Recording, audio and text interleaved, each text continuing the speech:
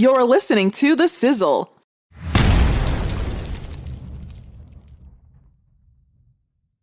You know what it is. You know who it is. It's The Sizzle in the building. You know what we've come to do. Always talk about the hotness, what's going on, what's hot, what is hot all around the world. Listen, WGVE 88.7 FM. That's where you find the Sizzle Brothers every Saturday, 8 to 10 p.m.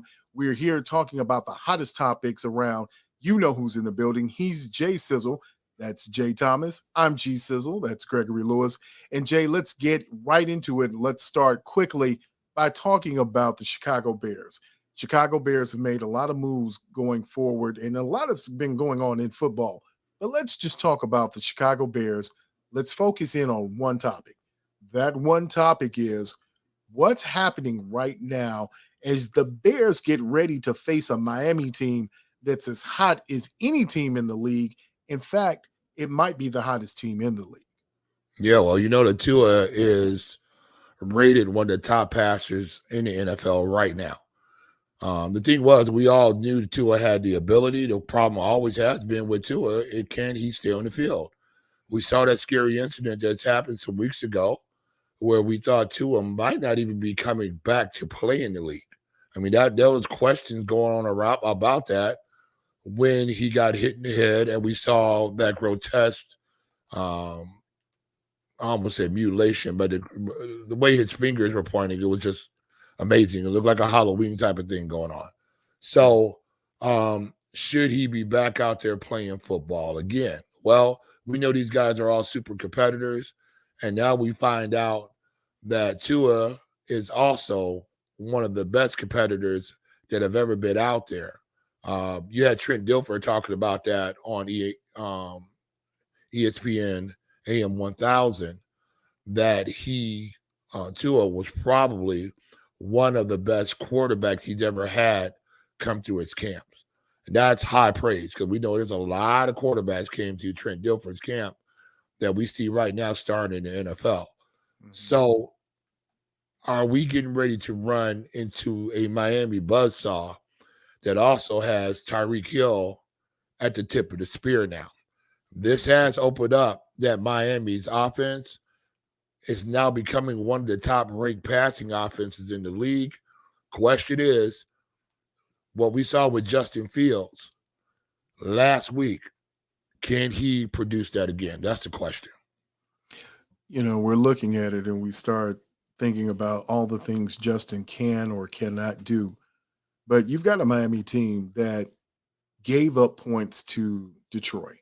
I mean, not a great Detroit team. I mean, if you just look at it, Jay, that's not a team that I thought was going to put up numbers and almost win a game from week 8. Now you're going into week 9 thinking maybe the Bears have a chance. I'm not saying they're going to win. I'm not saying that Claypool is coming in and he's going to be the answer. But I think they're a little bit closer than they were before. Well, yeah. Well, you're looking at, you're coming up against a Dolphins team that's ranked 23rd or something like that in the NFL against pass and the rush. So this is not a great defense that they're going against. This should bode well for the Chicago Bears because, as we know, we'll talk about later, they have strengthened that wide receiver room now. So this could be a situation where you see Justin Fields have a guy who could take the top off of a defense, and he may be able to exploit now Cole Kmet, because maybe these tight end routes, these seam routes will be open because now you have to have the safety who has to get over the top of the speedy Mr. Claypool. So very interesting to see what's going to happen right now, just a dynamic change of one wide receiver. You know what's really weird about this now? You know, in football, you always talk about that there's not, one player isn't going to make that much of a difference. But I say, if you get the right player, it makes a heck of a difference. We see what the 49ers look like right now with McCaffrey at running back. They look like a team nobody wants to deal with. You see the Miami Dolphins now, because you have Tyreek Hill taking the top off these defenses, and you see Tua, who's one of the strongest armed quarterbacks in the league, being able to get the ball downfield. He's always attacking downfield, but also the shorter intermediate passes are becoming open because you have to guard a Tyreek Hill deep. Can Claypool be that same thing now for the Bears that this finally rips off the tape of trying to control Justin Fields and release him out there because now he has weapons to throw to? So it's going to be interesting. I really want to see how quickly this offense jumps forward. Can we be a threat now in the red zone because we have a Claypool? Does it open up Cole Kmet? You know, they were both teammates at Notre Dame. So the question is now, will you have some of that synergy coming back? Because, you know, a lot of it has this, that locker room has to be repaired. But I'm wondering, and I know we were going to roll down this topic a little bit, the removal of Roquan Smith, and I say the removal, I didn't say the trade, I said the removal of Roquan Smith. Was that a situation, too, that we needed to cut some cancer out of the locker room, even though he was quasi being a team player when he did his sit-in, basically? But we know that he had that crying fit because one of his friends were gone. And so the question now, was there dissension in the locker room from one of its leaders going into this NFL, the rest of this NFL season? And maybe that's the other reason why you see a Roquan Smith being let go. And all of a sudden now you see them overextending that number 2 pick. That's not number 2, but that second round pick for Claypool, which a lot of pundits say that the Bears overpaid for Claypool. But is it positive because of that connection between him and Kmet that will help solidify that offense and bring some continuity inside the Bears receiving core, especially him being a young player? So it's very interesting to me. I was very interested to see why Roquan Smith was let go like that, but I also now can see why, and maybe it was a character issue also. Could have been a character issue. I think one of the biggest things that sticks out to me about the Roquan trade is the Dolphins. Now, they gave up a lot to acquire Bradley Chubb. At the deadline, they made a lot of moves, and they are keeping him past 2022. They've agreed to a 5-year deal with him for $110 million. That was what he signed. That's big coins. As an extension. They flew out early Thursday morning. They flew a private jet, went, got him, made him sign. When I think about great linebackers, Roquan isn't one of the linebackers I think about. Serviceable, good, but I don't think great. I don't think Bradley Chubb when I think Roquan Smith. Well, okay. So question is, I mean, do we even put Roquan Smith in the top 10 of all Bears linebackers? And I'm probably going to say no. No, I can't see how you would even. I can't see how you put that together. Yeah, so he's not like we lost a Hall of Famer. You know, we lost a good linebacker, which I think is okay right now. Why pay for a guy who's disgruntled, number one, who's really going to be disgruntled if he doesn't get the number that he wants? And then why put yourself in that position? I like what they did. They moved him. I think they needed to. They found out he was going to be a disgruntled team player. That's the type of guy that's even worse to me, being lukewarm. What it says in the Bible, I will spit you out if you're lukewarm. That's right. So I think that's what was going on here. You need to be all in for now. We got to say orange and blue now because they keep rolling that orange, all full orange out there. Yeah, they keep doing that orange crush thing. They need to stop it. They need to stop Halloweening. I'm okay with the orange helmets with the blue uniforms. I'm sort of good with that. I like that a little bit, but you know they need to stop throwing that orange and orange out there because it looked like a test pattern for my on television. I just wasn't digging that. Oh my goodness! Well, you know what's so amazing is when Tom Pelissero released the numbers and he said it was 110. His deal, when you look at Chubb's deal, it's for $63.2 million guaranteed. Wow. And the money. Yeah, the money The is money's crazy. amazing now, isn't it? Yeah. Yeah. His incentives with this take it up to about 111 million. Um, but when you're thinking about Chubb, now that puts him in the range of Von Miller, TJ Watt, Joey Yeah, Bosa, yeah. Miles Is he Garrett. that guy? Is he that guy though? I don't know if he's that guy. I don't know if he's that guy, but I sure know Roquan wasn't that guy. No, I do exactly know right. that for Right. a fact. Yeah, if you Roquan had couldn't be that guy. if you had a chance to get Chubb or Roquan Smith, who you get? It's Chubb all not day. going to be Roquan. You Yeah. will be traded, my friend. But Yeah. now that you mentioned it, let's go ahead and talk about Chase, because now you have an interesting dynamic with Chase Claypool and N'Keal Harry. I know people don't want to talk about N'Keal Harry N'Keal Harry's like nice. like he's a forgotten player, but he's an extremely good blocker on the outside. Yeah. He's a solid receiver. He doesn't do a Good lot hands. he's not shifty, but there you go. That was where we were going, Jay. You need receivers now around Justin to have good hands, because it's obvious that the receivers they've had around them have terrible hands. Well, the issue is now too is that now you have with Claypool, you have a serviceable wide receiver room. We know that Mooney will go get the football for you, but we know he's not your number one. We know N'Keal Harry will battle for balls, and now you bring in a young man who was a talented, coveted basketball player also in his high school years, coming out in Claypool. So you have a guy who has that ability to box people out down around the goal line, and we find out that the Bears' red zone offense is not great. So now can we big body guys up with speed? I think this really is going to help that room out. And just like you're talking about, now you got guys with better catch radiuses. And we know the reason why the Tom Brady's of the world, the reason why the Aaron Rodgers of the world, the reason why the Drew Breeses of the world were able to, for years, thrive in the NFL, because they always had wide receivers who could go get it for them.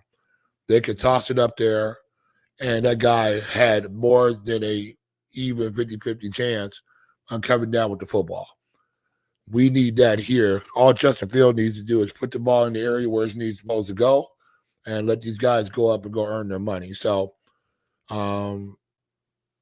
Claypool is a start. N'Keal Harry, should he be in that rotation for you? He's got a great catch radius. Mooney's already designed that this offense is built around him a little bit, because he's the only guy who can get open on a regular basis. So Claypool should be able to do something here. Yeah, I like a lot of what they bring to the table. I like not seeing Equinemius St. Brown so much. I like not seeing, and I like that now you're putting Mooney back into a better position and fit for him as a slot receiver, which the Steelers ran a lot of slot with Claypool. And I think if you look at it, he doesn't have to learn the full route tree. He doesn't have to know the nuances of this offense. But as you said, he has already a given connection with the tight end. He can, if you're going to put him at X, if you're going to put him at Y, you're going to put him at the Z, you can put him wherever you really want to, and then start making some moves around there. But the basis of this offense, if I'm correct, Jay, they're still a run first team. Well, I think they've been a run first team because they had to be a run first team. Okay. Because I think they've been protecting Justin Fields. Right. They needed to protect Justin Fields because he just didn't have weapons. And they know he's a guy who's going to hold on to the football too long. Why is he holding on to the football too long? Is because he's trying to wait for guys to get open. Why aren't guys getting open? Because they're not quickie and twitchy out there. They're not guys who can put their foot in the ground and get immediate separation. This is what Justin Fields has been looking for the entire time since he came out of Ohio State, so that he can see the same windows that he's used to seeing. But he hasn't been able to do that because the Bears had lacked wide receivers who can get separation. That's just the truth. So now you get a guy there. You know what the thing's amazing, and we sort of sleep on Claypool a little bit. I think he set an NFL record when he first came in the league. I think he scored a touchdown for his first 10 games in the NFL. So he can be highly productive. Now, you have to look at the Steelers organization where he was coming from. You saw a old man River, Ben Roethlisberger coming out there. Then all of a sudden you saw a stream of quarterback karaoke going on over there trying to find a quarterback. And so you start seeing that Claypool, I think he only had 2 800-yard seasons. So was he targeted enough in that offense? And so now we know in this Bears offense, he's going to be targeted. Matter of fact, I wouldn't be surprised if he's the focal point of this offense, because at some point in time, teams are going to come down to the box and they're going to stop this Bears run game. We don't have the greatest offensive line. We got a good offensive line up front. We got a little nasty up front with Tevin Jenkins, but we still haven't solidified that O-line that we're going to come in and just maul you all day long. Mm-hmm. So can this Miami defense walk somebody down the box, take away some of this run game, this run fit, and now can we let Claypool go one-on-one on the outside, and let's see if he can win these one-on-one battles. If that's the case, you might see an offensive explosion, because this defense for the Miami Dolphins is really not great. I mean, it's not, I would just say it's good. Let's give it a good, and I'm winking my eye on that one. So, but I think Claypool is going to really make a big difference in this offense. Did they give up too much? That's a question. Let me ask you that. I'm going to be host today. Okay. Did the Bears, that second round pick, was that too much for Claypool? The question keeps coming up, and the question to me seems obvious, but maybe it's not, since everybody keeps asking it. I don't believe you could find a rookie coming in that will give you the same production, have the same knowledge of the NFL that Chase Claypool will give you. So if you're saying to me, if you can find a better rookie at that pick where they have, which might be, by the time this is all said and done, probably middle of the second round, I'm good with it. If that's what we've heard about the Bears looking at him ever since the new administration got in. You've heard of them really looking to expand their base and bring in. They were talking about Chase Claypool this summer. They were talking about him again at the beginning of the season, right before the season started in training camp.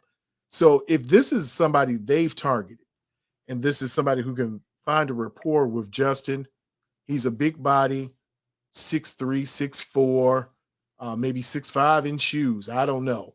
But if he's anywhere between 230 and 240, he's solid. And you can see he's built. I mean, the boy is ripped up. If he can come in and produce, then what's a second round pick for somebody who might be your best number one until you can draft a better number one? And that would have to be your first pick.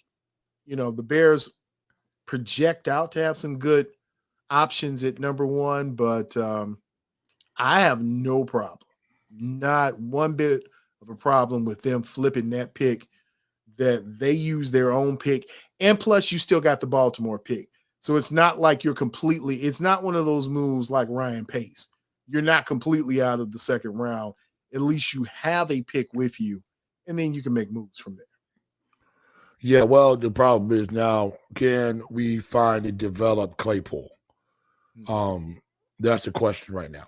Can he be who he was projected to be? And secondly, how often do we see wide receivers, except for Jamar Chase and a few other people like that, who come into the NFL and make an immediate impact? After a while, these wide receivers get figured out. And so we're going to see a guy who has been putting up okay numbers for the Steelers. Now that he's going to be targeted as a number one, is this the guy? Now, here's the question. Everybody's saying right now that Poles is making Justin Fields his number one quarterback from here on out. I'm not sold on that yet. I think he had opportunity to get a young wide receiver, and he went and got him. possibly for if Justin Fields does not expand what he's doing right now. You got to wonder if they're going to pay him in the long term. You know, I have grown more fond of Justin Fields. It's like once you get to know somebody. I just think that he's going to have to not make these glaring mistakes over and over again, because this league now is not friendly anymore. It used to be a guy could come into the league, especially at the quarterback, and for 2 or 3 years he didn't have to produce. But now, because of the Twitter age and YouTube and everything else, we all be able to sit back in our bedrooms and become draft experts, quarterback experts. Why? Because we have the video, we have all the review. Here's the funny part about it. For the most part, we can get the same video that the coaches get. Right. You can pay for coach tape and get it right. And you can start breaking it down. And there are a lot of YouTubers, there are a lot of people out there who are already breaking down tape and looking at some of the routes that Claypool runs, what Justin's good at doing and what he's not good. My thing again, Jay, is if you miss out on Justin, if you look at the 3 young men who are coming in, who are your projected top 3 quarterbacks coming into the league, who will be, first of all, none of them, I think, are the athlete that Justin Fields is. But even if so, do they need to be, though? I don't know if they need to be, but you're going to have to do something, because where the Bulls, we'll talk about them later, where the Bears sit, I don't know if you're going to get one of them anyway. No, so now you're down back. You're trying to figure out what you're going to do with a 2nd, 3rd, 4th round. I'm going to tell you now, one thing I learned in fantasy football is if you don't take a good quarterback early, you are in the metrics of things and the way that this are set up. You don't have a good quarterback. There are like 5 good quarterbacks in fantasy. Yeah. Really good. If you don't have one of those 5, your team is in danger every week. And I can say that Rich Sizzle just beat me. And I have on my team, I've got half of Buffalo drafted. And still, if it's not a really good week, so if you got a lesser quarterback, like losing a Justin, that's a lesser quarterback. So if you can't make this thing work with Justin, then now you're back into that 5-year wash cycle. And it's going to be horrific. If you lose him now, you can't recover. Yeah. And so, I mean, you start looking at top 6, 7, 8 quarterbacks coming out of the draft right now. You got Hendon Hooker coming out of Tennessee, DJ Uiagalelei from Clemson, Grayson McCall out of Coastal Carolina. You know, do any of these guys ring your bell for you? No. You know, I mean, I like the kid at Tennessee. I like what he's able to do. What you would have to do is ultimately plan and set up to get the youngest Manning. That would be your best bet, because right now that's the only kind of quarterback I see that can lead your. I don't see it. I'm just saying now, if you can't make Justin work or get something comparable, you're screwed. And I mean, completely screwed. We might be able to get a Tagovailoa. I had to try to say that. Pronounce that word. Is his brother still playing? Tagovailoa, yeah, he's over with the Terrapins. He's still there? Maryland, yeah. Oh, I think he's better than his brother, actually. He has the highest rated QBR against the blitz in college football right now. Well, hey. After watching his brother get blitzed, I think he learned he got to release that ball quick. Well, and you're looking at a guy who could possibly maybe could come into the NFL and do some things, because he's had to work harder than his brother. You know, he might be a little bit of an Eli Manning at some point in time, but you are talking somebody like that if he's available to the Bears somewhere down the line. I don't think he would be available, but you're talking somebody like that. So are we excited about that? Probably not. And so this is what we're looking at right now with the Chicago Bears, is that we have to make Justin Fields work. This is where we're at, because after that, then where are you going? Because now you're overpaying for a quarterback, and you overpaid for a quarterback. You cannot fill out the rest of your roster. Impossible. You saw what happened up in Green Bay. You saw Tom Brady over the years take less money to fill out his roster, and now you start seeing what's happening down in Tampa Bay. So, and you're going to have to pay Justin. That's the next thing that's coming up. You're going to have to pay Justin. So,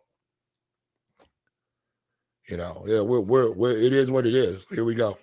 It is what it is, and it's going to be one of those situations you're going to have to monitor.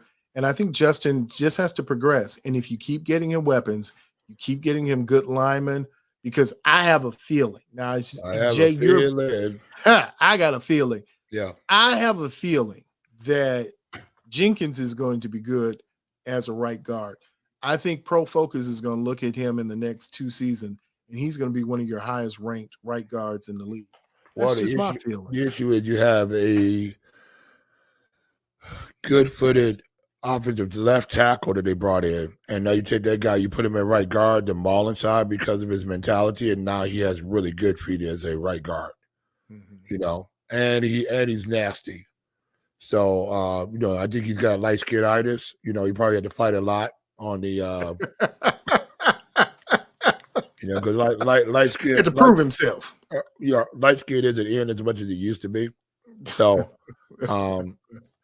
Hey, you know, that's funny. Hey, man, shout out to I'll Be Sure, man. Our blessings and prayers from the Sizzle to you. Listen, man, it's been hard for I'll Be Sure. It's been hard for Christopher Williams. These brothers are catching it. So, man, Albie's out of a coma. He was in a coma for 2 months. What happened? Man, when you get a trach, I don't know what happened. I don't know what is going on, but I do know that he's doing better, getting well, and making progress. So, again, our loves and shout out to all the brothers and sisters from the 80s, 90s, all that R&B soul, all that New Jack Swing, all that music that really set the groundwork for what you have right now. You know what? And just get better, man. Well, you might have to throw some I'll Be Sure going into this break here, just to celebrate I'll Be Sure. Yeah. Coming out. Yeah, we had to find some I'll Be Sure, drop that out. I think a little I'll Be Sure. It's always a good time to throw in a little bit I'll Be Sure, because, you know, in junior high, I thought I was I'll Be Sure because I had the denim outfit. And then, you know, with the eyebrows, I would, you know, and then, you know, just making sure. Eyebrows. Yeah, you know, you had to comb and you had to brush that eyebrow across, and you had to make a unibrow, like, because you wanted it to be like the I'll Be Sure, and then you went and got the parts, and then your mom was really upset about that. What that fun back in the day when guys actually used to sort of dress up, had the little preppy thing going on, and you actually wore clothes, you know. Now these kids today, they got their pants down below their behinds, and they got their tore up jeans. You know, they're paying $150 for a pair of jeans that I can make for them with a pair of scissors. Say Edward Scissorhanded, and just, hey, that'll be a great design. I think it could happen. Maybe that's what we need to make, sizzle jeans. They're so hot they rip themselves. Well, you know, we make them too tight, we bend over, they're definitely gonna rip. Oh, well, you know who it is. You know what it is. And when we come back, we're going to break right now. But when we come back, we're going to talk about the NBA and consistency in the NBA. Has it been there, Jay? Has it been there for some teams that you think should be on top and other teams that are struggling? And then, listen, man, we still got to talk about the Bulls. It's not going great. Do we? It's better than it was, but it's not going great. Yeah, we got to, just for a second. Okay. Yeah. Okay. Well, you know who it is. You know what it is. It's the Sizzle here on WGVE 88.7 FM, and we will see you on the other side. You know who it is. You know what it is. It's the Sizzle in the building. Listen, Jay, we talked about it on the other side. Before a break, we talked about the NBA and consistency of what's going on the court. Got a lot of teams, got a lot of players, got teams falling off that shouldn't be falling off this early in the season. Jay, is this just a product of early season, or is this a indication of some things that are coming and the NBA isn't ready for that new wave?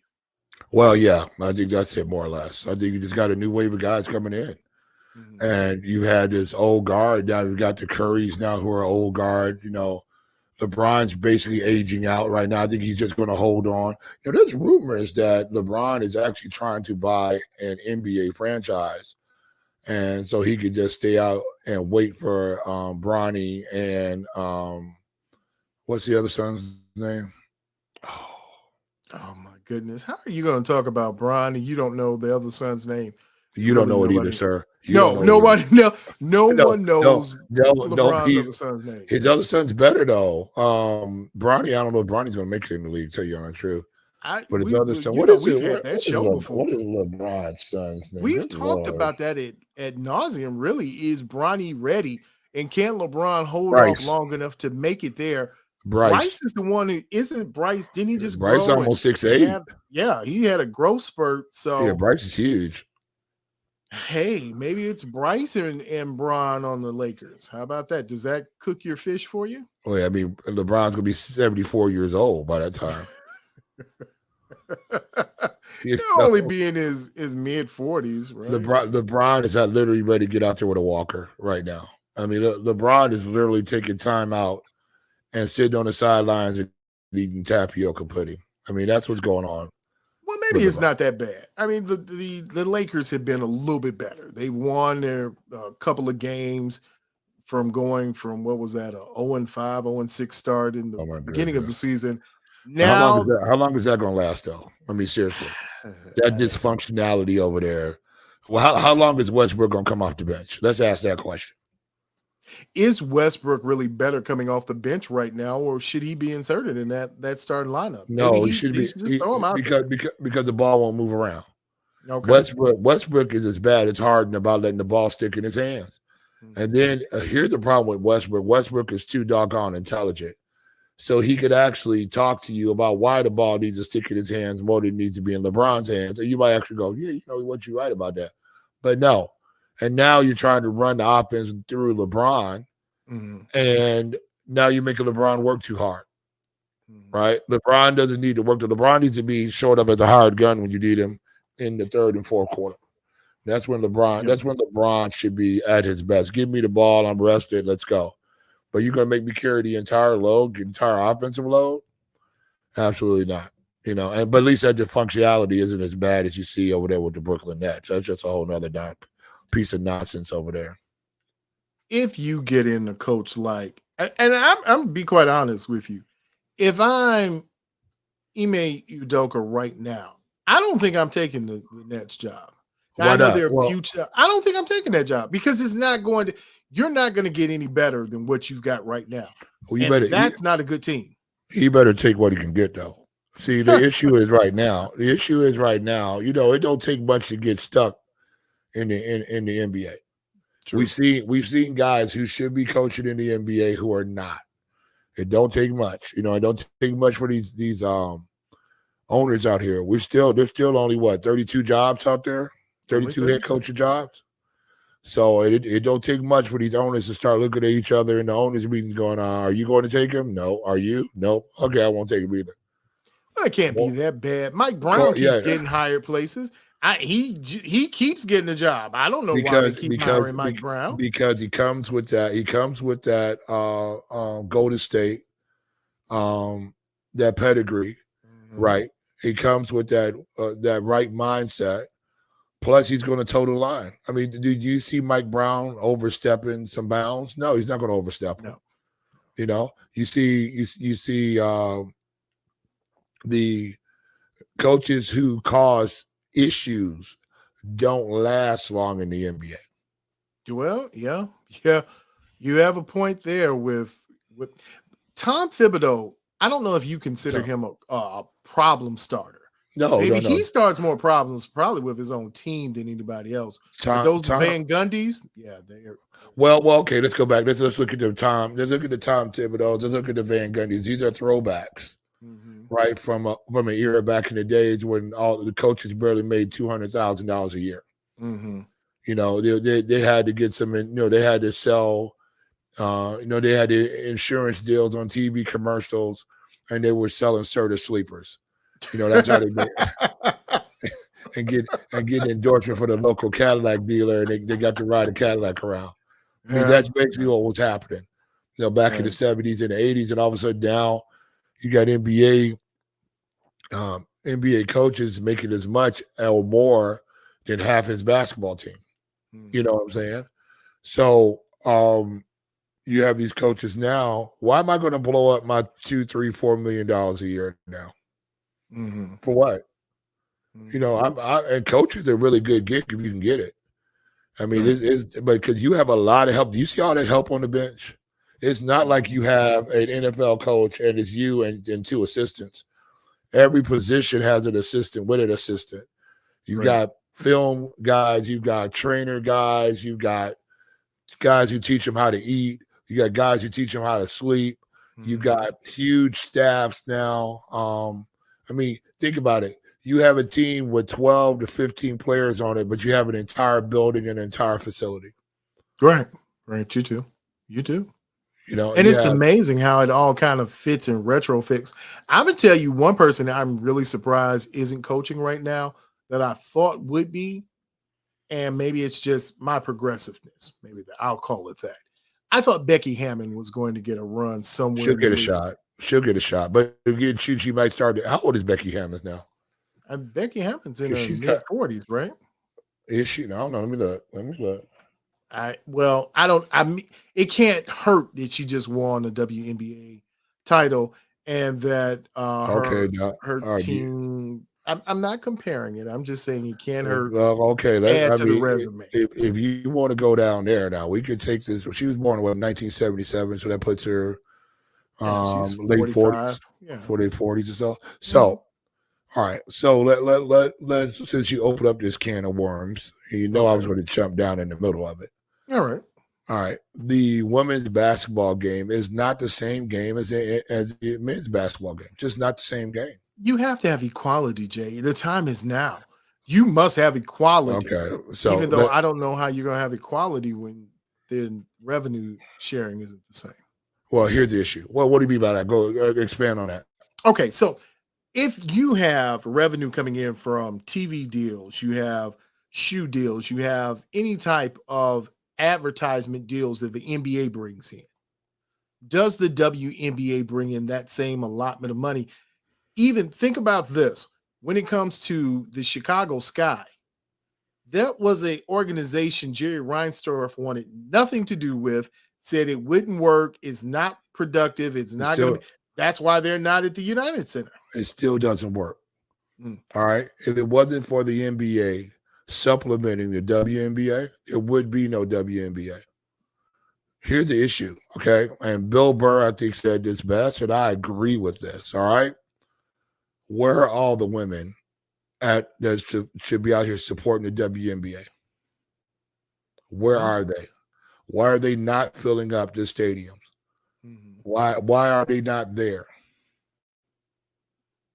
Well, there are certain teams. The Sky have boasted they've had great attendance in the last 2 years in a 10,000 seat arena.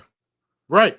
Well, that's better than sitting in San Antonio with a full-fledged arena and everybody has to come down front. Every ticket's down front. What I'm saying is, so how are you going to justify that they get paid the same amount of money as their NBA counterparts when they don't generate that type of revenue? When even on the Q scale, they don't generate that type of sellability when it comes to marketing. I mean, we only had a few WNBA players who really have been highly marketable. And I mean, not highly is not even a good word for it. I say marketable. I mean, you have, of course, your honey from the north side, north suburbs out there, Miss Candace Parker. Love of my life. You see her all over different venues and stuff like that, sports wise, right? You see a Skylar Diggins. Okay, what is Skylar Diggins' married name? I can't think of her name right now. Skylar Diggins Smith. Right. So you see Skylar, who's been in a few commercials. But beyond that, though, and you see Sue Bird. And I think a lot of that's because of her marriage to one of the greatest women soccer players that the USA has produced. But the question is, right now, they're not highly marketable. This is not a sport. I mean, I'm probably going to get some pushback from the ladies, but if you have not bought a ticket to a WNBA game, you don't get to weigh in on this. Let's say that. What if you have a daughter who's playing collegiate ball and you say, my child has the ability to make it in the NBA? Absolutely not. Maybe in Absolutely Russia. not. Let me tell you something right now. I'm going to say this. You can't send these letters to me. And if you want to come on and have a debate, you can do that.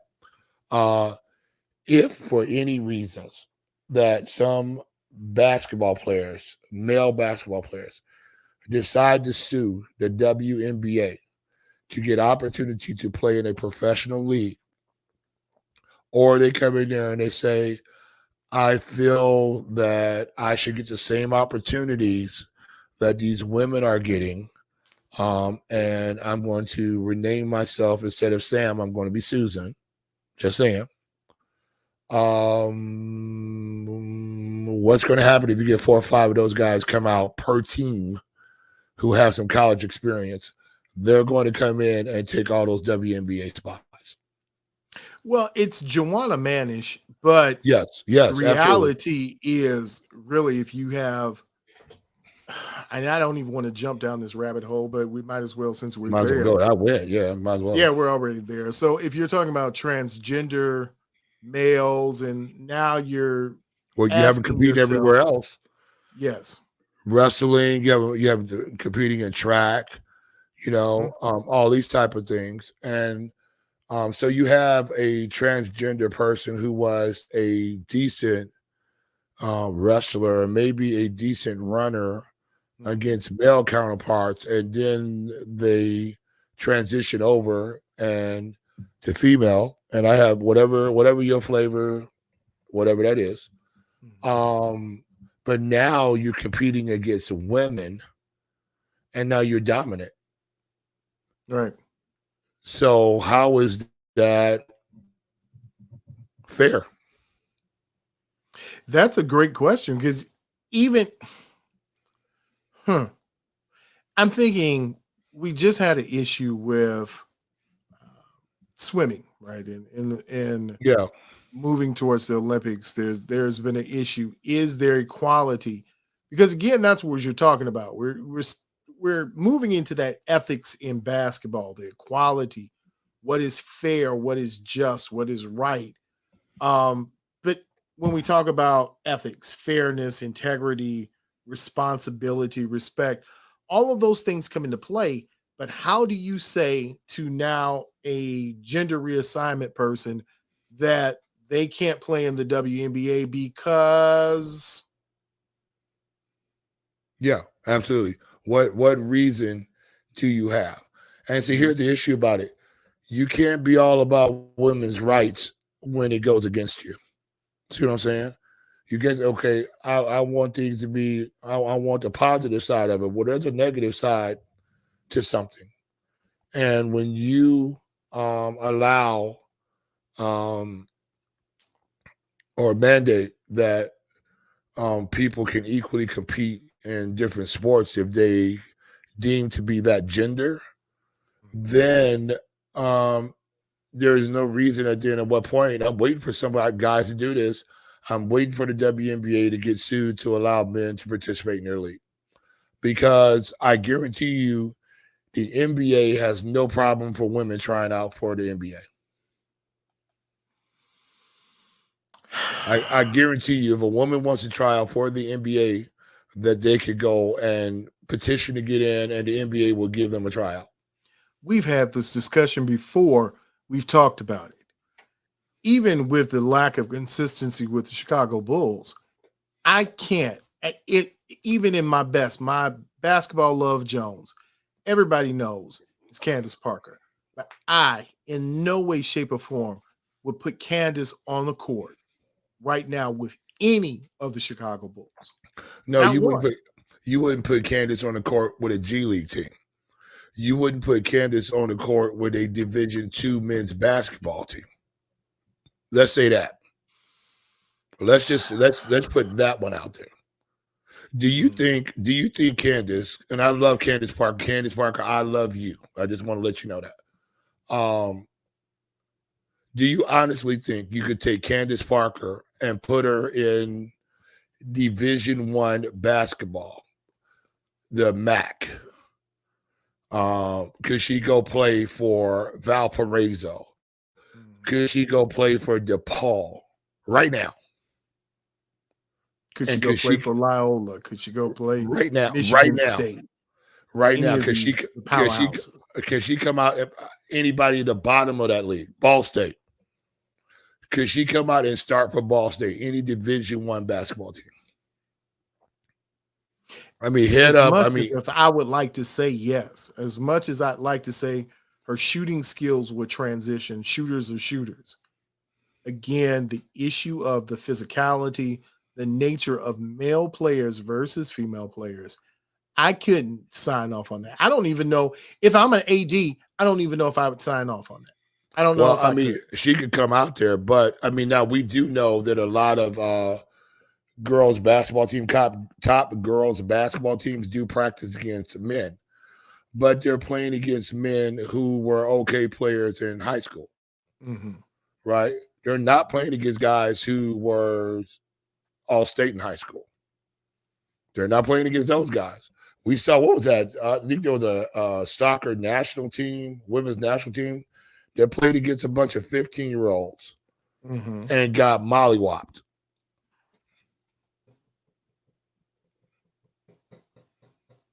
I don't think that we can say mollywopped. No, they got mollywopped. Okay. They got mollywopped by some 15-year-olds. All right. So the truth is just the truth. I mean, you can't have it both ways. You can't go, well, we want equal rights, which you should. Everybody should have equal rights. Then it should just be professional basketball. Right. If that's the case, it's just making professional basketball. You try for a professional basketball. How many WNBA players would play in the National Basketball Association? I can't. Right now, I can't even give you, even with some of the best, even the guards, I can't see any forwards. You couldn't even tell me Liz Cambridge right now. If I had to just go, hey, maybe Liz Cambridge, maybe some other, I don't know, but I don't think I can tell you of one, not off the top of my head, that I would say, hey, this is somebody that I think would be good at playing in the league. I don't know. Maybe you can think of somebody, Jay. No, I can't. That's why I'm bringing it up. I don't think so. I just don't think so. And people, if you want to send the letters, send the letters. You want to make a phone call, make a phone call. If you said I'm anti-feminist, you're absolutely wrong. Anti-women, you're absolutely wrong. I have a daughter who I will support in whatever she wants to go do. Actually, my daughter works in a male-orientated field right now, a very male-orientated field. You know, she drives up and down the byways of the trains, and she makes sure the trains go up and down the roads. Up and down the train tracks. That's a super male-dominated field that she's in, and she's competing equally in. You know, she can go out there and hook them cars up and everything else just like anybody else can. You know, she can go out there and you know, call in the switches and move a train 70 miles an hour just like any other man can. The question is, because she's on equal footing, because those jobs can be done equally. You know, sport is not equal.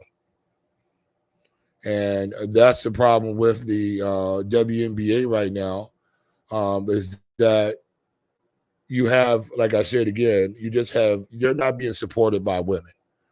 And until women go and support women, until women start buying these tickets, until women start taking their daughters to these tickets, until that starts to happen, then you can't really compare the leagues. You have more women at NBA games than they go to WNBA games. Well, let me ask you this. If we're talking about the support, the support for women has been internationally. That's where this is how we've gotten even to this Brittany Griner because of the leagues over there. The leagues over there pay. So right. Is it better to be a WNBA player or a female professional basketball player overseas than it is in America? It all depends who's paying more. WNBA really never caught on in the United States. It just didn't. I mean, I'm wondering overseas because of the lack of other professional sports teams. Because you have soccer, their football over there.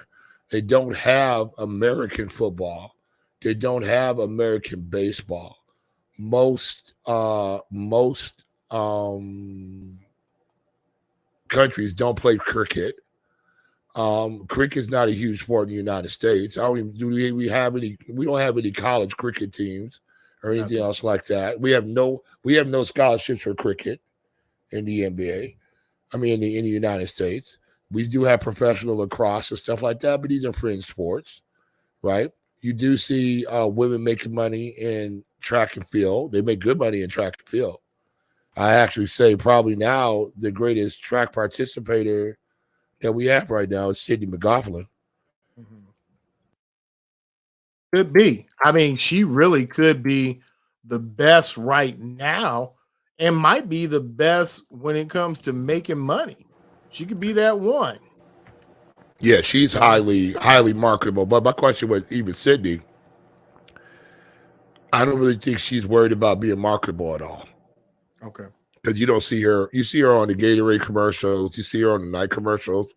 But that's about it. Sydney could be on everything. And I mean everything. She's model pretty. Extremely well spoken. I mean, she's everything a cover girl needs to be. She's, I haven't heard any discussions whatsoever about anything that's negative about her. So she's just one of those people who are going to be highly marketable.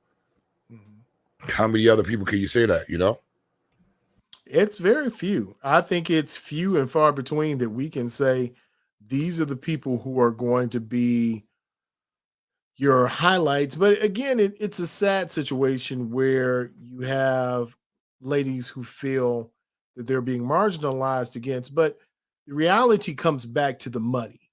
Where is the money? How is that money coming together? And that's the big question for me. If you got the money, then you can, they should get paid as much as anybody else. Well, but you got to bring the money in. You got to bring the money in. I mean, if you're not bringing the money in, then I don't see what the holler is about. Because to me, I'm going to use this word. This is the wrong word to use. Oh, good grief! Here we go. I'm going anywhere. I'm going anywhere. I'm diving off in the deep end. Don't do it. These WNBA players, I love them all, but they're delusional if they believe that they're on the same level as an NBA player. And until that reality sets in, that no, you could not make an NBA roster. If your league was not supplemented, you probably wouldn't have a league in the USA. And your money is sort of justified right now by the amount of people you put in the seats. Okay, let me ask you a question. All right.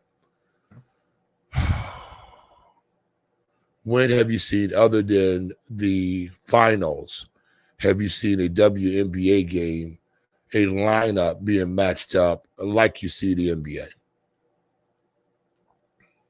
That's a good question. And I've never thought about it in such terms. That's a great question. So if you see, like you watching the HBCUs, you see what JSU is able to do, right? You see the marketability of Deion Sanders. The only reason why JSU is being put out like that is because of Deion Sanders. Right. Now, they brought down some 4-star recruits and stuff like that, but the 4-star recruits that they brought down, for the most part, they're taken out of the mainstream of college football, it doesn't hurt the brand of college football at all. It doesn't hurt Clemson. It doesn't hurt these other teams, right? They got other people coming in the hopper. The thing is that it makes JSU marketable. It's Deion Sanders. Now, question is going to be, once Deion Sanders leaves, will those SWAC games be on TV anymore? It's the marketability of Deion Sanders, right?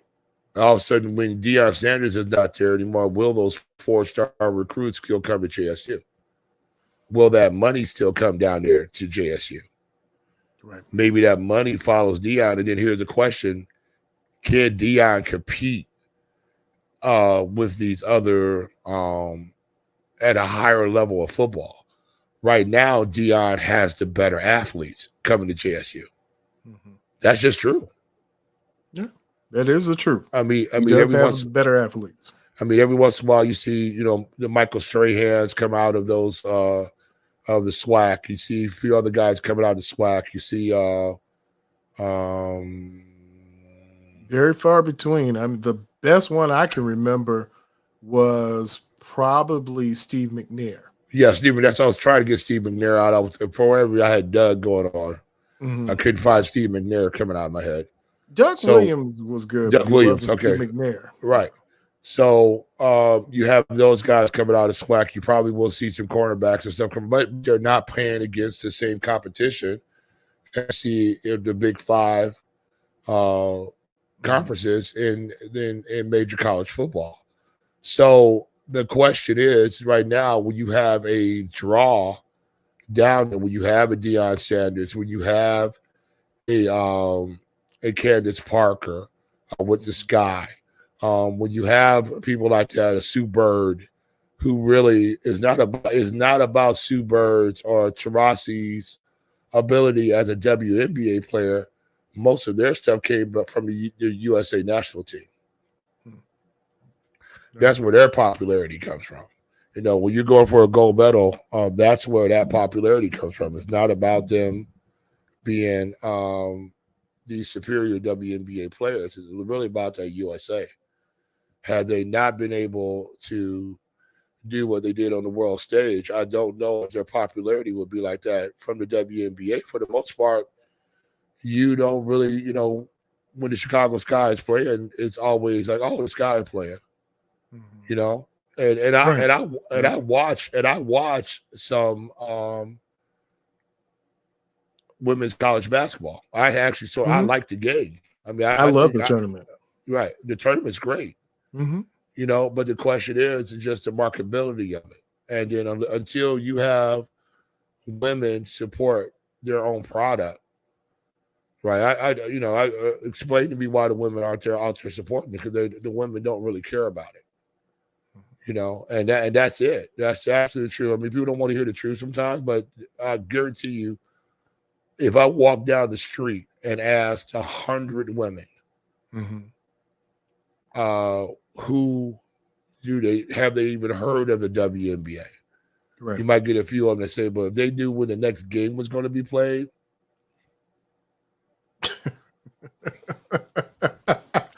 Yeah.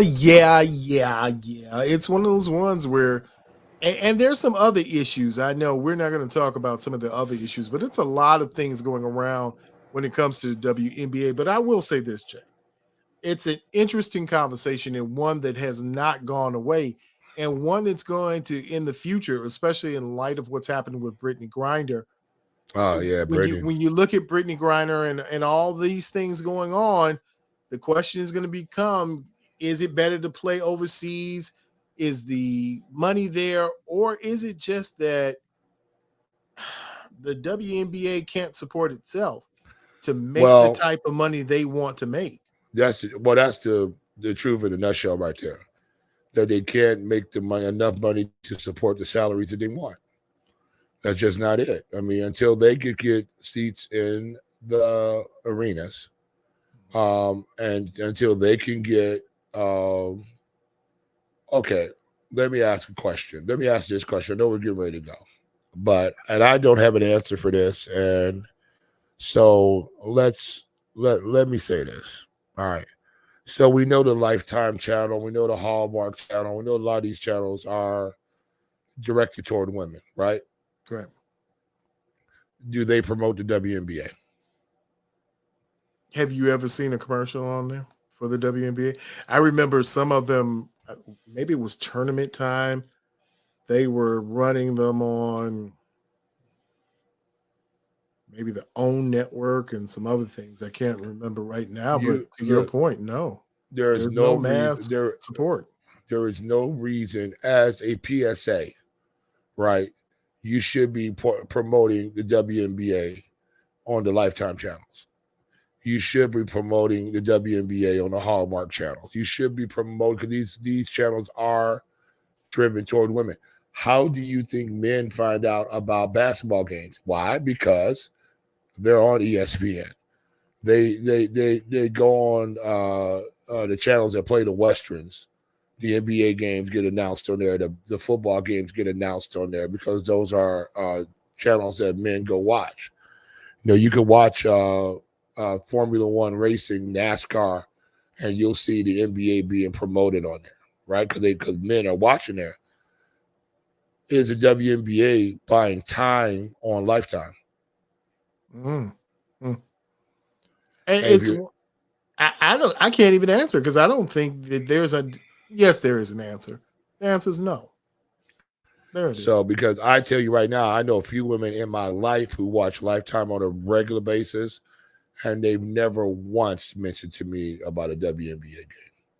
Not once. Not once. It's a sad situation. And until you can reach that market, until you can get those women who are going to support women's sports, because guess what men do? Men support men's sports. Right. And if there's women's sports out here that are viable to men, we support those too. You look at the UFC fights, right? You see some UFC fights that are women being top billed on a men's card. Right. You see Rose Namajunas, you see Cyborg, and I'm naming them off the top of my head, UFC fighters. And who was the judo girl that got beat a couple of years ago? Yeah, I know. She was, unbelievable until she got, whacked upside the head. But so you do have women who can headline in sports.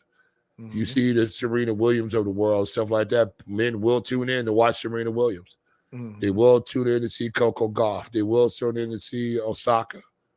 So they will see that. They will tune in to see Sydney McLaughlin and Dalilah Muhammad. Every time I hear, and I like USA Track, so every time I look up, I'm turning it on, and all of a sudden you saw with USA Track that they were headlining the women's 400-meter hurdle race. That was the end race of the tournament, of the meet, because the women had the headlines. I mean, I want to say right now, Sydney McLaughlin and Dalilah Muhammad are probably the two most notable names in track. I mean, I would say Sydney McLaughlin is even over Usain Bolt at this point in time. I mean, she's phenomenal. And so she's a draw. So, and back to you mentioned too, Brittany Griner. What a sad situation that is for her. Did she make a mistake? Yes. Should this mistake cost her all this time? Absolutely not. Now she's going to be a pawn, an international pawn. And I don't think, hopefully Russia will cut her loose at some point in time. But maybe that's going to be the linchpin, maybe, to whenever the ceasefire starts to happen over in Ukraine. Because as we've noticed, Russia has sort of gotten themselves into a bad situation over there. And now you have conscripts going out there. Literally, they're just throwing guys up there who are fighting for Russia. They literally have to go up there and buy their own uniforms to go to war. A lot of times they're not even given guns to go up there and go fight. They say pick them up on the battlefield. Well, I tell you what, we're going to have to leave this conversation on the battlefield for right now. But when we come back, only here on the Sizzle, we're going to get ready to give you the Sizzle Mix. It's Jay Sizzle's Mix. It can only be found here. So we're Yeah. going to take a break and we're going to come back shortly. And then we're going to talk about the sizzle mix and what you can expect to move your body. Move your body. Move your body. Move your body. Move your body. Yeah. Right here on WGVE 88.7 FM. You know who it is. You know what it is. It's the Sizzle here, back on WGVE 88.7 FM. It's the top of the hour, and you know what happens in the second hour. That's when we give you the Sizzle mix. Boy, it's Jay Sizzle on the ones and twos. It's the Sizzle House Party mix, and it is going to be all the way live, my friend. It's all the When way I live. say all the way live, it is going to be all the way live. It's something that you need to enjoy as you kick back, listen to us in your vehicle. You're listening to us live stream. If you're listening to us on YouTube or any of our social media, look, man, whatever platform you want to be on, that's where we are too. Make sure that you subscribe, subscribe. Make sure you hit the button, subscribe now. We're on every platform. That's Facebook, that's Instagram, that's Twitter, that's Twitch, YouTube, and TikTok. We're there. We're there for you, and we're keeping your information safe. So you don't have to worry about it getting hacked and somebody stealing all of your wonderful information about what's going on in your world. We're keeping you safe because we're the Sizzle. Did you hear about they start cracking down on the what was that? The catalytic converter? What was that? Yes. They found it was like $500 million that was being made or something like this, was stealing those parts, sending them overseas. Like they sort of broke the whole ring. I was like, wow, I didn't know there was money like that, but apparently it's amazing. I had no idea. I mean, I wouldn't have gone. I tell you the truth, and I'm not a mechanic, so I can say that from the beginning. I didn't know there was in that kind of money in catalytic converters. They've been doing stuff for those catalytic converters. I had no idea there was those precious metals in there, especially those Kias. Mm-hmm. And I guess that was, they were down in there getting money. So I didn't know. Did you hear about the Kia boys? Have you heard about the Kia boys? That's what I'm talking about. Yeah. Yeah, that is crazy. I mean, how do you make a car that you can just use a USB cord and start the vehicle and be gone? Well, the issue is, here's the thing about like anything. You don't know there's a problem until somebody else figures out that there is a problem. I mean, who would have thought of that? But these guys are smart. I mean, they're smart. They'll get it figured out real quick. Yeah. They figure out very quickly, and they let you know real quick how this is getting ready to go down. So, Jay, we got a lot to talk about. And you know what else? Ladies and gentlemen, in the second hour of the Sizzle, we're going to have a visit from Dr. J, where he's going to break down relationships. It's Jay's relationship segment. We're going to talk about some good stuff to get you ready to get out here in these streets and find love, find you that mate. Just don't finding love in all the wrong places. Well, let me tell you something, ladies and gentlemen. I want to make a public announcement again. There is no love in the champagne room. Please listen to me. There is no love in the champagne room. You cannot find it there. And for all you fellas, don't come home with glitter on your clothes. Oh, that's the worst ever. Don't do it. Don't do it, sir. Because you literally you have to take those clothes off and burn them before you come in the house. Because you'll never get that glitter off those clothes. And women can spot glitter 8 miles away. Oh, it always reminds me of one story. This isn't a story. I was there for this event. Oh, bad. Oh, it was a private dance event, and the young lady was making her money, and she was working, and one of my partners was there, and for some reason he decided he was going to wear a white t-shirt to this event. No, he didn't. Yes, he did. Yes, he did. And the young lady decided to use her body and use his shirt as maybe a towel. Maybe that's the best way to say it. Yeah. Well, it didn't go well for him. Didn't bode well for him. No, not at all, my friend. In fact, it boded quite poorly. And I think that was before the time when you could just go to the grocery store, go to the local bodega and pick up. The bodega. Do we have a bodega in this? I thought bodega is only in New York. Okay, well, again, that I didn't want to put it out there where my man was, but okay. So you can't just go and buy the t-shirts from the package, but I mean, that was what happened. So I'm just saying all of that could have been alleviated really if they had been listening to Jay Sizzle's House Party Mix. They could have, just bump it up because it's going to be sizzly enough for you. You don't need to be up in the champagne room. You don't need to be doing that. No. And again, we said in the first hour, again, our shouts out to the health and wellness of all R&B artists from the 60s, 70s, 80s, 90s. We're sending mad love to Christopher Williams and to I'll Be Sure. So, just making sure everybody, listen, brothers, go out there, get your health check.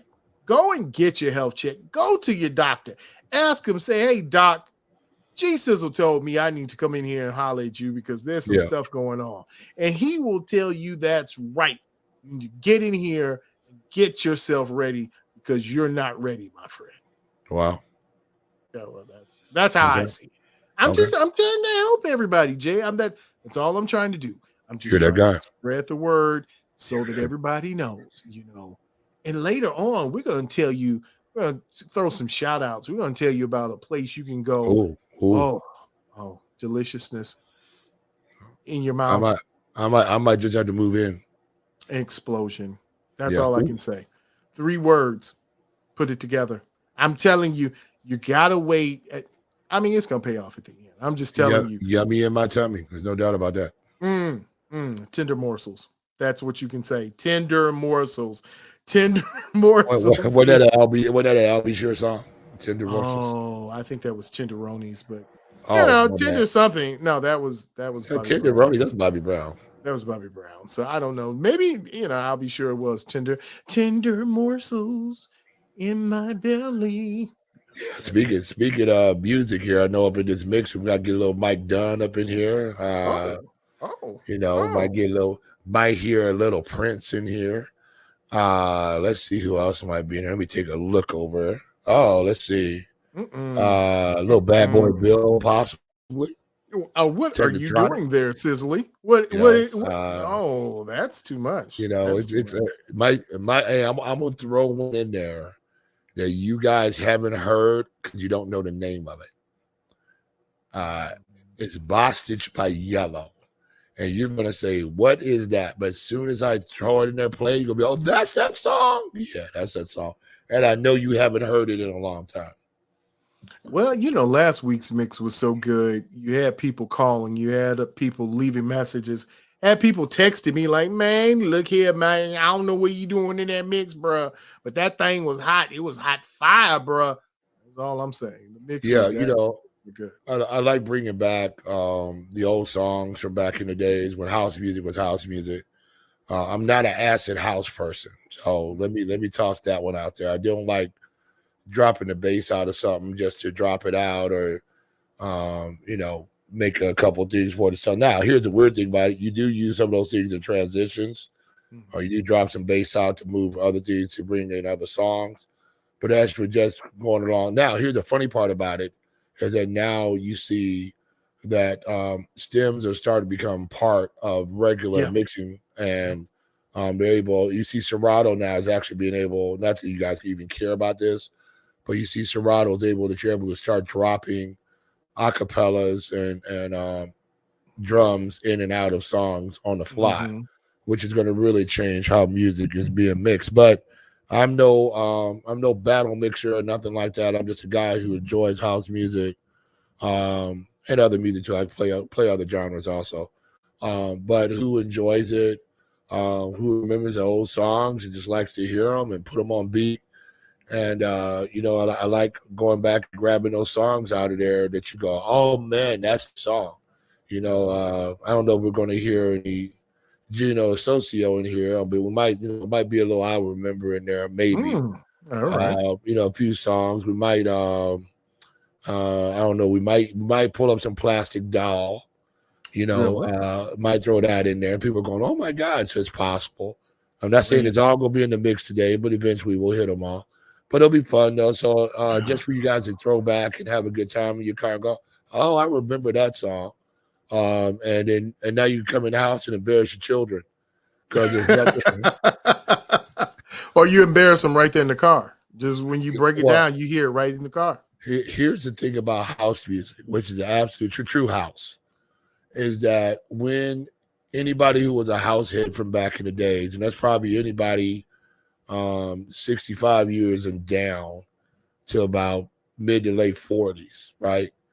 That if you're a true house head, that as soon as those house anthems come on, you automatically start moving. I mean, you just can't help it. You know, you just can't help it. And also you start getting that house movement. This is moving right here because you're about 117 beats per minute. This is where you are. You're just doing that, you know, and you just bumping it along. And then your kids can't say nothing to you because you look over and talk about, you don't know nothing about this music. You know? Say, you don't know Nan. You don't know Nan about this. Well, let's not keep the people waiting any longer. No more suspense. You know what it is. It's the Sizzle here on WGVE 88.7 FM. And we're getting ready to go into the J Sizzle House Party Mix. It's the Sizzle House Party Mix here on 88.7 WGVE, the Sizzle. You know who it is. You know what it is. It's the Sizzle back in the building. Baby, after that hot mix. Woo! It's hot. Fire. It was hot. You know, hey. Hot fire. Boy. I think, man, are you up there sweating?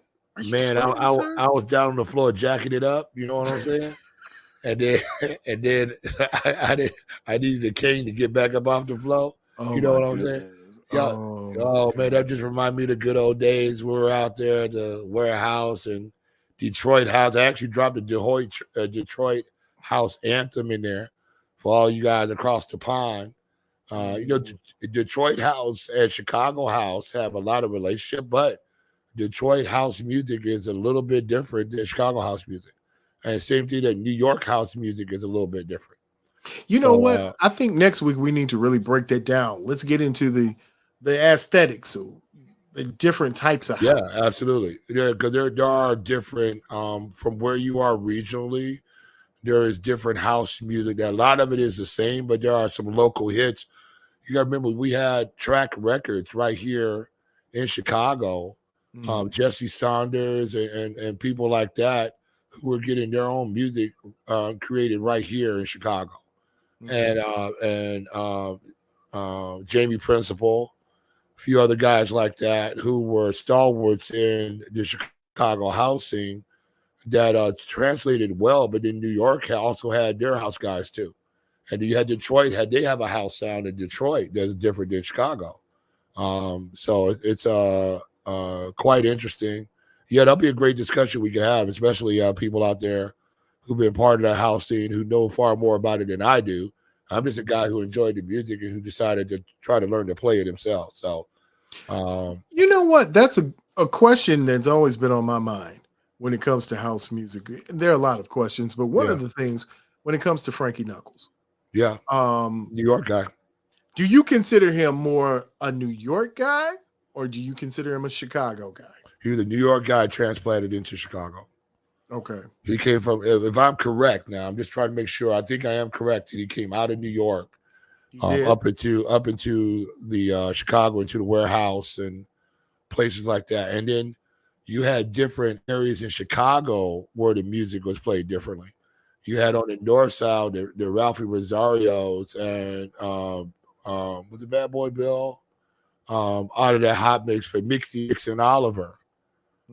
Those guys, I think, coming off the north side, their mixes were a little bit different than those guys who played on the south side, who played in Sowers, who played in the playground down on Michigan Avenue, who played in the warehouse, who played in the what's the other one?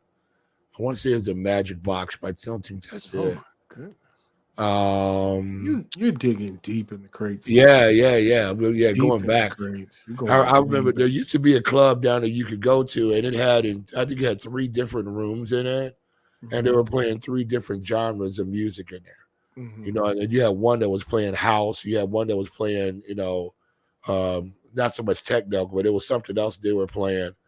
And then you got to remember too, you had the European influence that came in you had David Bowie, Kraftwerk, all those influences came into Chicago house music. So and you gotta remember, house music was a way that music was being mixed. It wasn't a brand of music. Right? They were taking the best beat down parts of all these songs and they were just being able to loop them over and over again. Okay. That's what house music became, because what was house music was dancing music.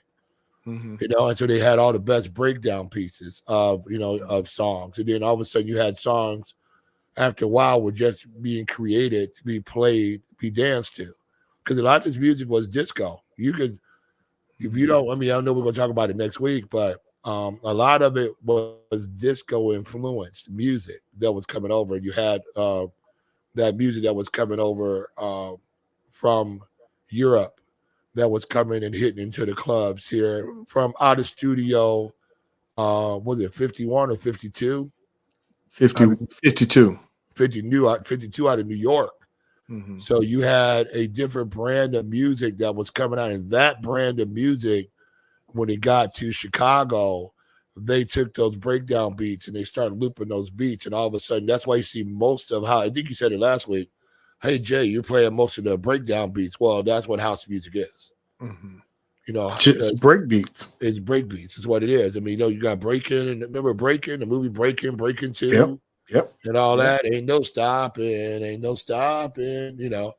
That the breaking genre too also helped lead in, correlated in with that house music time, because you have breakdancing music, which wasn't necessarily house music.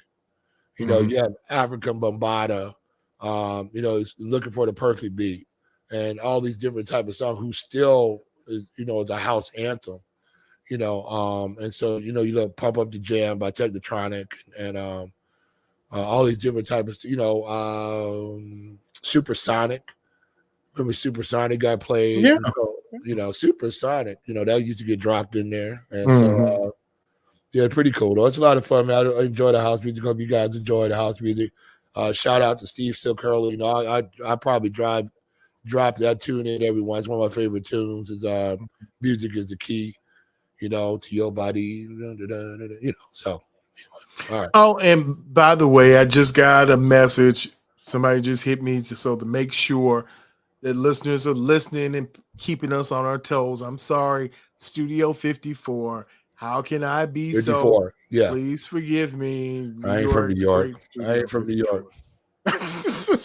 All right, not from New York. Okay. I just want to be factually correct, so somebody goes in and they'll be like, "Man, Jay and G Sister told me in Studio 52 we were doing our thing." It was Area 51. I don't know why I had Area 51. I knew that wasn't right. Then I'm like, well, Area 51. Well, sometimes if you went to Studio 54, it did look like Area 51 in there. Hey, well, you know what? That's all for next week, my friend. That's all for next week. But I tell you what, we got to talk about right now. Yes, sir. Is we got to talk about the love. We got to talk about love, love, love. Like Puffy always says, it's got to be love. So right now, the Sizzle presents Dr. J, the love mind master. Yeah. He's the love guru. He's the one that tells you what you got to do, what you need to get done, and what needs to be did. Wow. Yes. Yes. Well, I don't know if that's a real word, but we're gonna go with it. I mean, I like it. I don't know if anybody else likes it. I'm gonna go with it. But Jay, okay. Yeah. So last week we talked about high character, high quality. What are high quality men, high quality women? But right now we've got a lot of people on our social media, people who've asked us, well, what are those things? Now that you've identified what a high quality individual is, what are the qualities that you have to find to have a good mate in 2022? So, Dr. J, the floor is yours. What are the qualities that you look for in a good mate? So, first quality that you need to look for has nothing to do with looks. Amazing. Yeah, nothing to do with looks. If you're basing your pick of a mate on how they look, you have already lost. Message. And most of you have turned down people who would have been great for you because you knew your friends wouldn't approve of what they look like. Mm-hmm. I'm gonna sit Are there. you starting to preach? Are you starting to preach? Or are you starting to teach? I'm gonna sit there and let that marinate for a second. Mm-hmm. All right. You've had great people who would have been a great partner to you, but because they didn't meet up to your friends' expectations of how they're supposed to look, you did not give them the time of day. Shame on you. And because of that, because of your friends and their hazing was the wrong word. I'm not going to use hazing of you, but that's basically what it is. They're bullying. That's the real popular term. They're emotional being bullied. You have been emotionally bullied by your friends, and you need to recognize it as that. These people do not have your best interests at heart. All right. You need to look at some of your friendships that you have right now, all the toxic ones that were telling you, "Oh, girl, he ain't that cute. No, what? He only make 35,000. No, that ain't enough money. Blah blah blah blah blah blah blah blah." And now you're sitting in a situation, and you're sitting there thinking you're settling for a mate. Take it from there, G. I'll be back. All right. Well, listen. If you're gonna settle for a mate, and if you want to be that person that says, "Oh, well, I got to find somebody I love because I'd be loving them." If you're looking for someone, you're trying to find a mate, one of the first things you have to have is a mutual understanding that this relationship is based on two things. Number one, my dedication and affinity for you, and number two, your dedication and affinity towards me. These are the two things that you've got to have if you're going to look for perfect mates. I don't know if there's a perfect mate. I don't know if that's even a term. I don't know if that's real. I think that's made up. I think all this perfect mating is all a construct of foolery. But I will tell you one thing.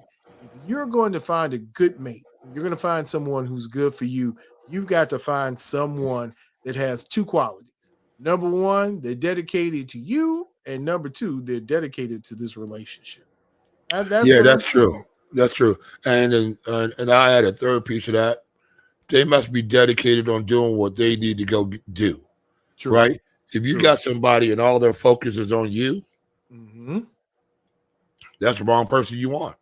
You don't want somebody that's their whole focus is on you. And they're doing what?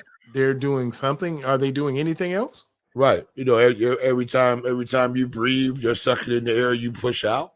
Right. That's not even healthy. So the issue is, be with a person that if you couldn't see them, would they still be the person to be with? Wow. If you could never physically see that person, right? If you only could choose a person through your senses of hearing and how they feel in your heart and all that, if that's the only way you could choose a person, that's the route you need to go. Stop looking at somebody's physicality and then rating them. Because I'm gonna tell you what, ladies, most of you think that you deserve a certain type of man.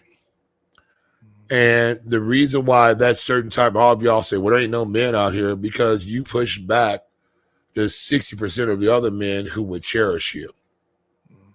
But because you all are going after the type of man that you can show to your girlfriends, look at what I got. That's what you do. If you look at, here's the problem too, on the other side, I'm being all up in the problems right now. If you're watching man-hating movies and television shows, why do you think your relationship is bad?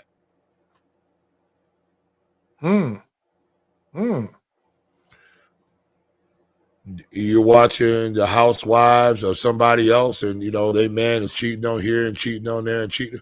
First thing, most of those women aren't even married to anybody who's playing in the league or anything else like that. Those Hallmark movies are not real. Those Lifetime movies are not real. These are plays. These are stories. This is not real life. you have not art imitating real life. You have life imitating art. And this is the reason why your relationships don't work. Because you guys are trying to fit the bill that somebody has sold you. That your man has to look like this. That your man has to be over 6 feet tall. That he's got to be making nearly 6 figures. Really? Yes. Preferably 7 to 8 figures. You know, girl, I need a 9-figure man. So if you are a woman who's going to be with $1 million man, are you $1 million woman? Because you can't tell me you all are 10s, everybody out there. You can't tell me that you're settling. What are you settling for? And you go, oh, Jay, look at you. You look what kind of man. Yeah, but see, first thing, before I was anything, I'm a man, number one. So I don't care what you think about me. Mm-hmm. I don't put my self-worth based upon whether you like me or not. Mm-hmm. And so that is the whole entire issue. You miss out on a lot of men who would be great mates for you. And you also miss out on men who could possibly build a life with you and for you. Because you're chasing after the top 10% of all men out there. That's why all these guys are players. You know why they're all players? Because you ladies play against each other. Mm.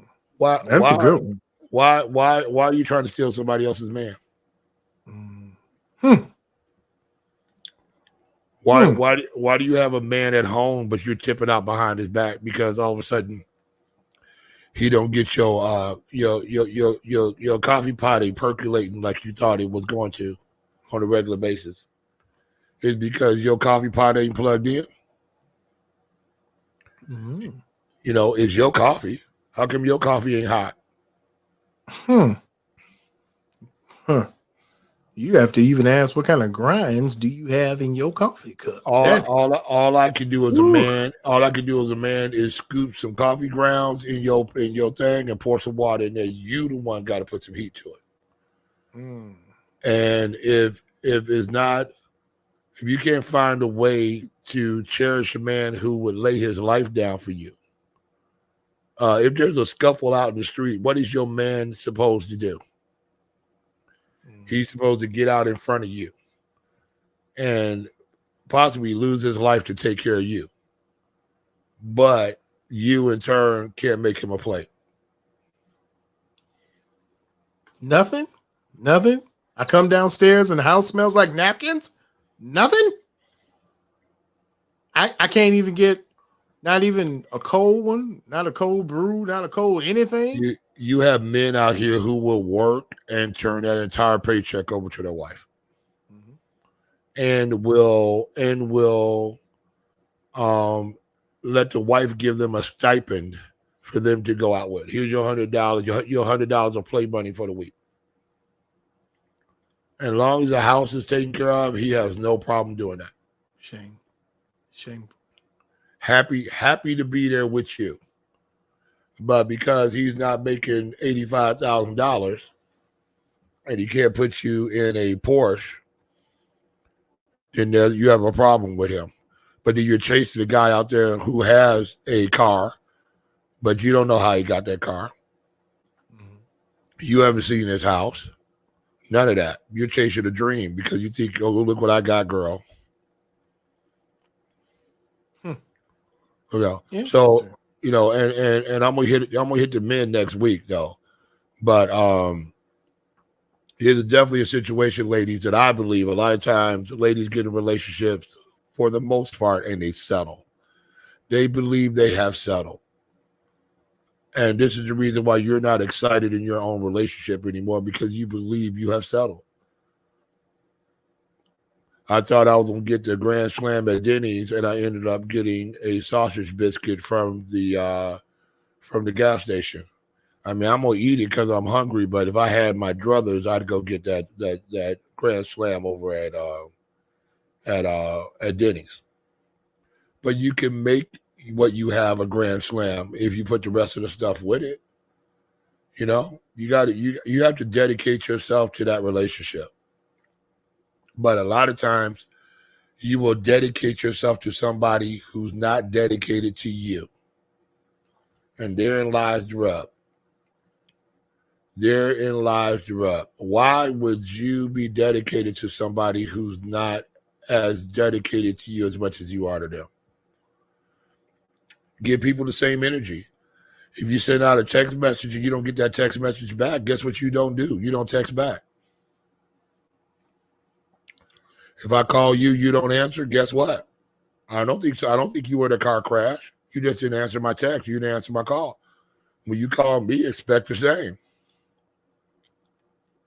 You could always stop bad behavior, but the problem is that when a person pulls away from you, you tend to want to chase them because of something. But as soon as you get them, you don't want them anymore because you can see their flaws. And this is what happens in relationships, y'all. Stop looking at their flaws, because the closer you get to them, the closer they are getting to you. And that foundation ain't covering up all them flaws, believe me.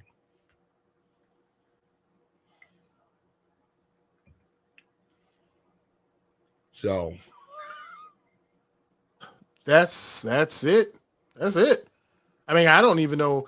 That's it so succinctly. There's nothing really else that needs to be added to that. But we are going to add to it next week because, gentlemen, it will be your turn. It will be the turn for you to come in here and realize there's some things you have to do, fellas. You have to get yourself tight and you have to get yourself right. You have to keep yourself in fighting trim, my friend. That's what you have to do. Yeah, absolutely. You guys are focused on the wrong thing. I'm gonna tell you exactly what you need to be focused on, and it ain't what you're focusing on. Yep. Well, you know who it is. You know what it is. It's the Sizzle here on WGVE 88.7 FM. And when we come back, we're going to wrap the show up, but we're going to tell you some things that you need to know, some places you need to go, and somebody you might need to see if you want to fill your tummy. Might be a delicious treat for you on the other side. Absolutely. We'll see you there. This is the Sizzle. You know who it is. You know what it is. It's the Sizzle back here on WGVE 88.7 FM. Listen, Jay, it's a lot that we covered today. We've had a great time. We've had music. We've had relationship advice. We've broken down what's going on in the WNBA, NBA, what's going on in the NFL. I think we've covered about everything that you can cover. I don't know. Maybe there's something else we haven't covered. But if we haven't covered it, it probably doesn't need to be covered.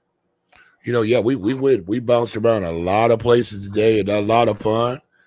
Enjoyed it, but I tell you what, went to a place today, and I never thought popcorn could be so exciting.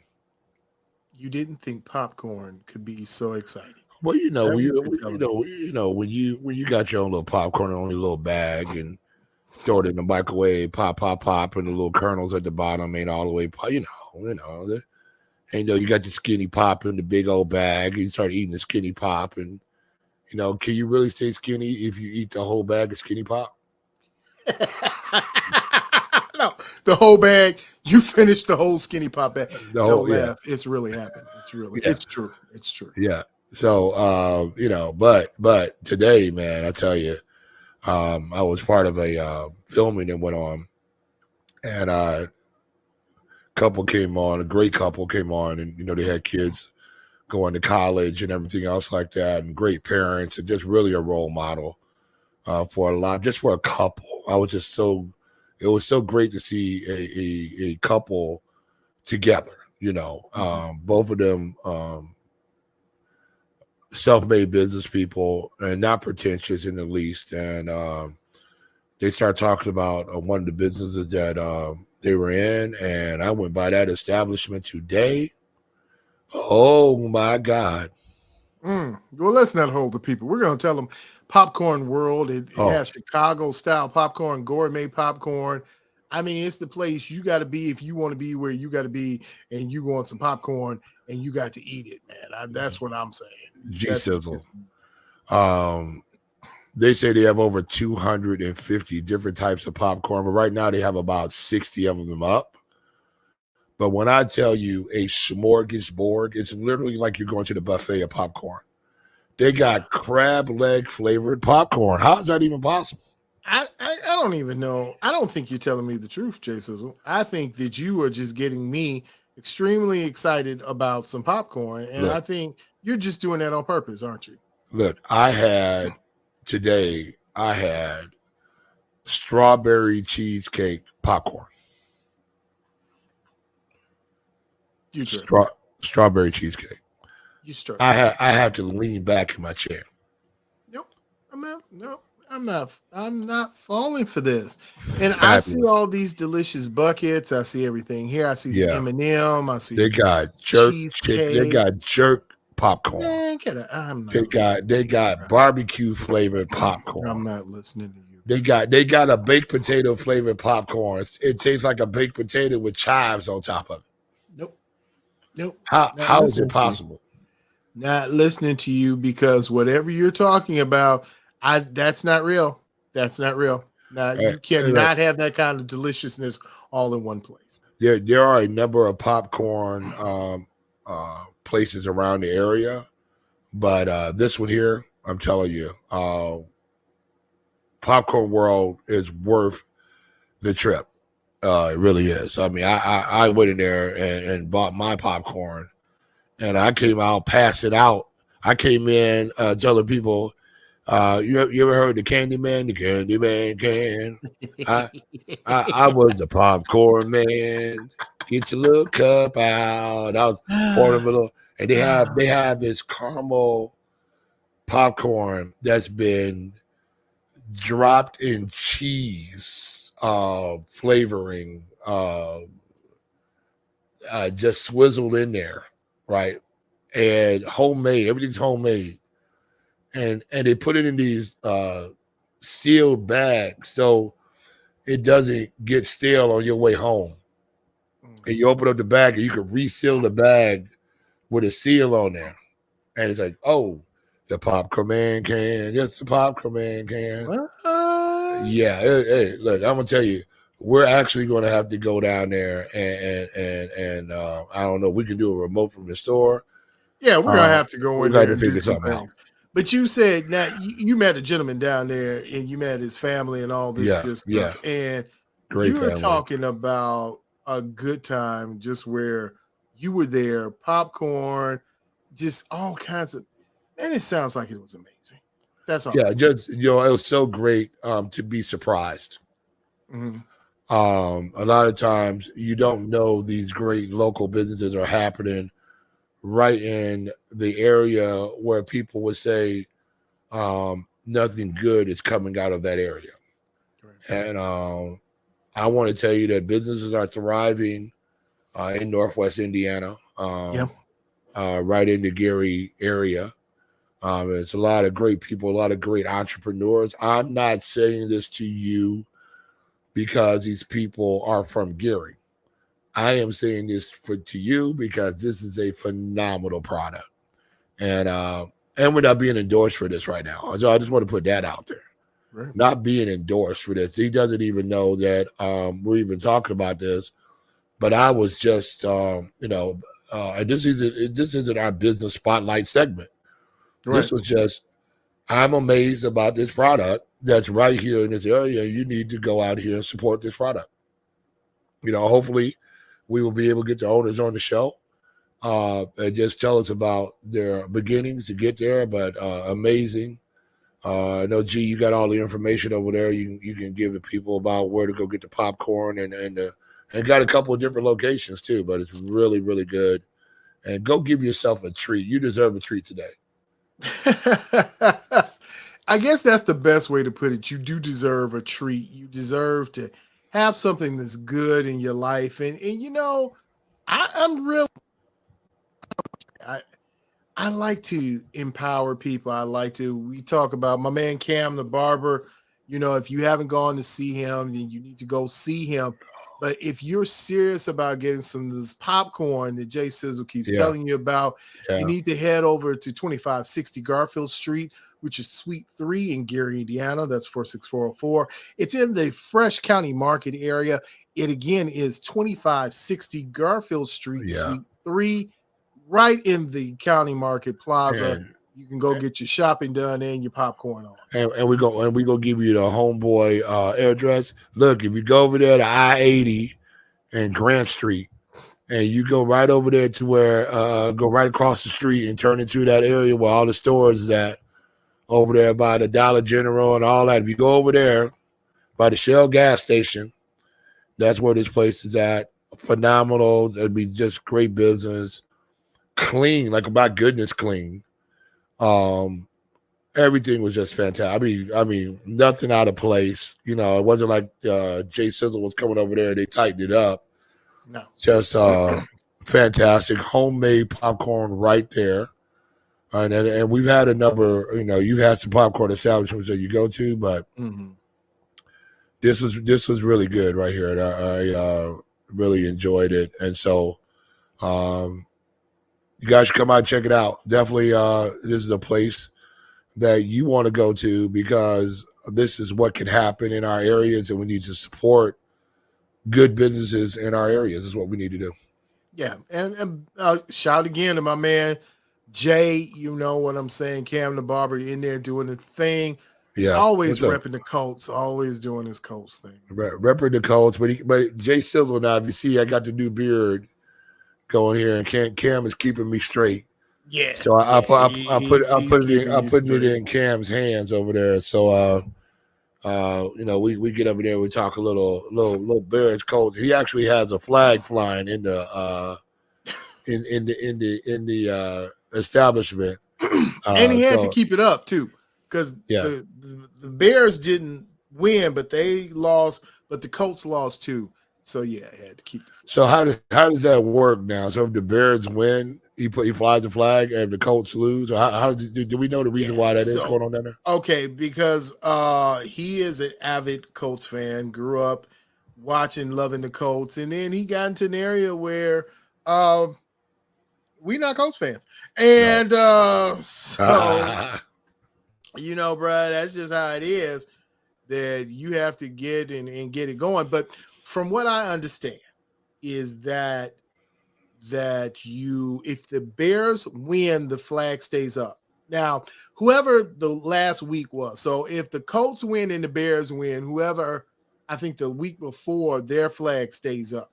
Oh, okay. But if the Bears lose and the Colts win, then the Colts flag goes up and the Bears comes down, and vice versa. If the Bears wins and the Colts lose, then sounds good.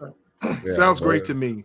Yeah. So that's what we're doing. That's what we're empowering the community by giving them information, giving them knowledge, giving them something they can work with. But you know who it is. You know what it is. It's the Sizzle here on WGVE 88.7 FM. We are the talk of the 219. We are the hottest talk in the 219. And we want to thank you. He's Jay Sizzle. I'm G Sizzle, and we want to thank you again for just listening, taking a part of your evening to share it with us. And we will see you next week, where we're going to have another house mix. We're going to have some live guests, and guess what? Something special is going to be there for you. But you got to come back and check it out. That's all I can say. That's all I'm going to say. You got to come back, check us out. Make sure that you're following us all the way on all of our platforms. Look at them on the screen. You can follow us. You can do it. Find us. The Sizzle, the talk of the 219, hashtag Iron Skillet Sports. You can find us wherever you find your information, and we will see you on the other side.